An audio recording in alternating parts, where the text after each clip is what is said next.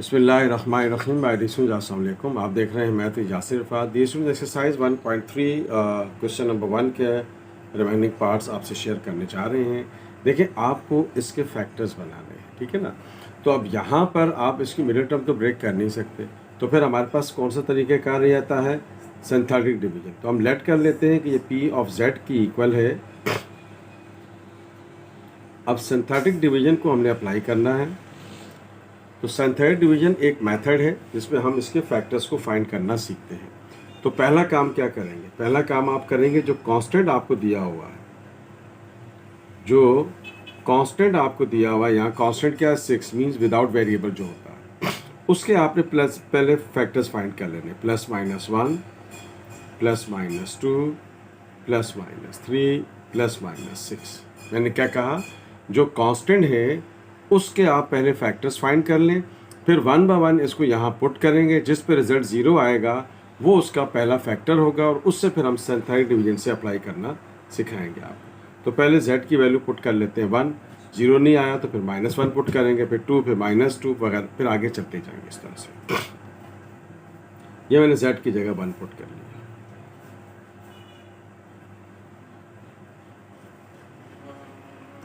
तो आप देख रहे हैं कि ये मेरे पास इसकी वैल्यू आ गई 1, 7 प्लस 6।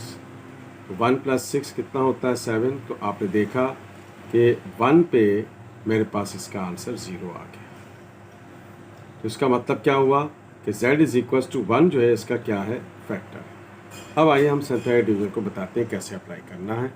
पहले तो आप इस तरह से एक लाइन पुट कर लें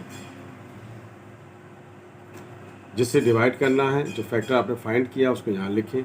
उसके बाद आपको ये जो पॉलिनोमियल ऑफ z दिया हुआ है इसके कोफिशिएंट्स लिखने हैं, और अगर कोई वेरिएबल मिसिंग है तो उसकी जगह 0 आएगा। अब जैसे देखें यहाँ z³ का कोफिशिएंट क्या है, 1। अब z³ के बाद z² आना चाहिए था, नहीं है यहाँ पे, तो उसकी जगह 0 पुट करें। फिर उसके बाद z आना चाहिए, मौजूद है। फिर उसके बाद कांस्टेंट आना चाहिए, मौजूद। अब देखें किसका कोफिशिएंट हो गया, x³ और z³ का। ये किसका कोफिशिएंट हो गया, z² का। ये किसका कोफिशिएंट हो गया, z का। और ये क्या है, कांस्टेंट। ये चीज़ ख्याल रखनी है कि अगर कोई वेरिएबल मिसिंग है तो उसकी जगह आपने पहले 0 रखना है। अब जो फैक्टर आप फाइंड कर चुके हुए हैं, you have to put this value here.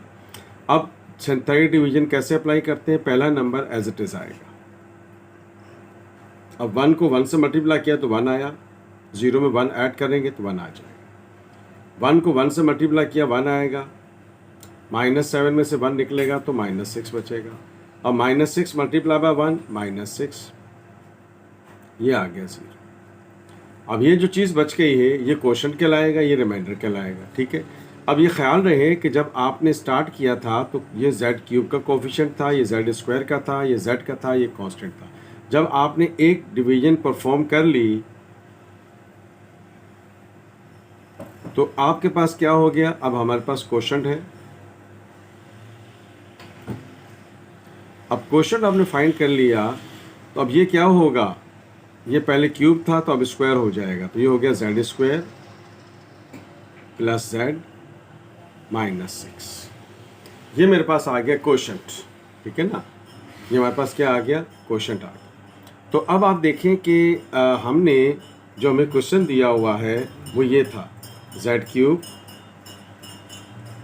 Minus z, 7z plus 6। तो पहला फैक्टर क्या था हमारे पास, अब ये देखें ये z इज इक्वल टू +1 है, ठीक है ना। z इज इक्वल टू +1 है, तो मैं यहाँ पे लिख देता हूँ z इज इक्वल टू +1। तो ये हो जाएगा z -1 इक्वल टू 0। तो पहला फैक्टर क्या आ गया, z -1। अब ये जिसको मैंने लिखा है क्वेश्चन की फॉर्म में, इसको अब लिखेंगे z² प्लस z -6। ये इसके फैक्टर्स बन गए। अब इसकी मिडिल टर्म ब्रेक हो सकती है तो लाजमी करेंगे। तो अब आप देखें कि ये हो गया हमारे पास z -1। अब इसके फैक्टर्स बन गया z², 6 के फैक्टर होते हैं +3 -2। अगर मिडिल टर्म ब्रेक हो सकती है तो करेंगे, अदरवाइज फिर इसको यहीं तक रखेंगे।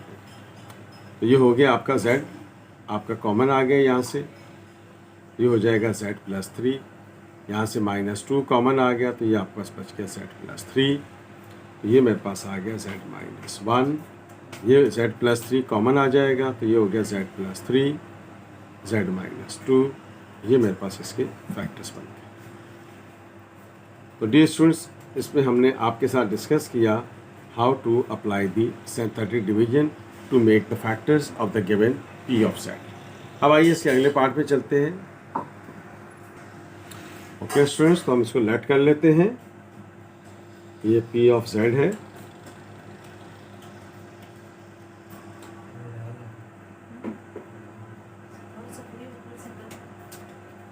अब 60 के आप फैक्टर्स फाइंड कर लेंगे पहले।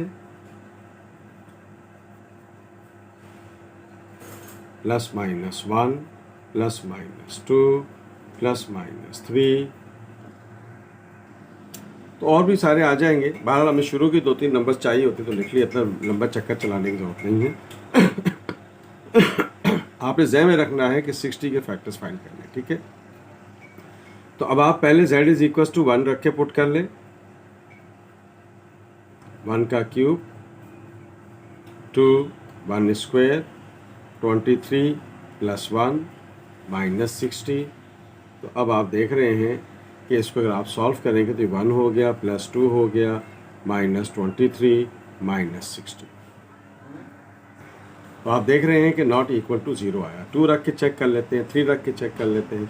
आइए हम z इज इक्वल टू -3 रख के चेक कर लेते हैं। आपने 1 बाय 1 चेक करते जाना है, ठीक है ना। तो ये हो जाएगा आपके पास p ऑफ z, ये हो गया -3 का क्यूब 2 -3 का स्क्वायर -23 -3 -60। ये आपने z इज इक्वल टू -3 रखा। तो अब आप देखें, इसको कैलकुलेट कर लें तो रिजल्ट आ गया आपके पास 0। ओके स्टूडेंट्स, तो z इज इक्वल टू -3 जो है इसका क्या हो गया, फैक्टर हो गया। इससे हम इसको डिवाइड करेंगे। अब आप देखें, मैं क्वेश्चन p ऑफ z दोबारा लिख रहा हूं ताकि सिंथेटिक डिवीजन अप्लाई करते हुए आपको आसानी रहे। 2z square -23 z -60। अब आप देखें कि यहाँ पर कोई भी वेरिएबल मिसिंग नहीं है, क्यूब, स्क्वायर, z और 1। तो अब आइए इसको हम सॉल्व कर लेते हैं। करेंगे किससे, -3 से। ये 1 लिखा, z क्यूब का कोफिशिएंट, ये 2 लिखा, z स्क्वायर का कोफिशिएंट, -23 लिखा, z का कोफिशिएंट, -60 कांस्टेंट, क्यूब का कोफिशिएंट, स्क्वायर का कोफिशिएंट, z का कोफिशिएंट, -60। पहला नंबर एज इट इज लिखा, तो -3 1 ज़ा 3, तो ये -3 आ गया। 2 में से 3 निकलेगा तो -1 बचेगा। -1 मल्टीप्लाई बाय -3 +3 हो जाएगा। तो ये हो गया आपके पास -20, -20 मल्टीप्लाई बाय -3 +60, ये आपका 0 आ गया। तो अब आप देख रहे हैं कि क्वोशंट आ गया आपके पास। अब जब आप एक दफ़ा सिंथेटिक डिवीजन अप्लाई कर लेंगे तो एक पावर कम हो जाएगी। तो ये क्या आ गया आपके पास, z स्क्वायर, ये क्या आ गया -z, और ये क्या आ गया आपके पास -20। तो अब आप देखें कि फैक्टर्स क्या बने क्वेश्चन के, इसके फैक्टर्स क्या बने। मैं यहाँ फैक्टर लिख देता हूँ बजाय इसके कि पूरा p ऑफ z लिखूँ। तो अब देखें पहला फैक्टर क्या है, ये z -3 है ना, तो z -3 है तो यहाँ पर लिख देते हैं z इज इक्वल टू -3, तो z +3 इक्वल टू 0। तो ये एक फैक्टर बन जाएगा आपके पास। तो ये एक फैक्टर तो आपने ये लिख दिया, और बाकी आपने क्वोशंट लिख दिया, तो ये इसका फैक्टर बन गया। तो अब ये देख रहे हैं आप कि 5 4 ज़ा 20, चेक कर लेते हैं। फैक्टर्स बन गए इसके।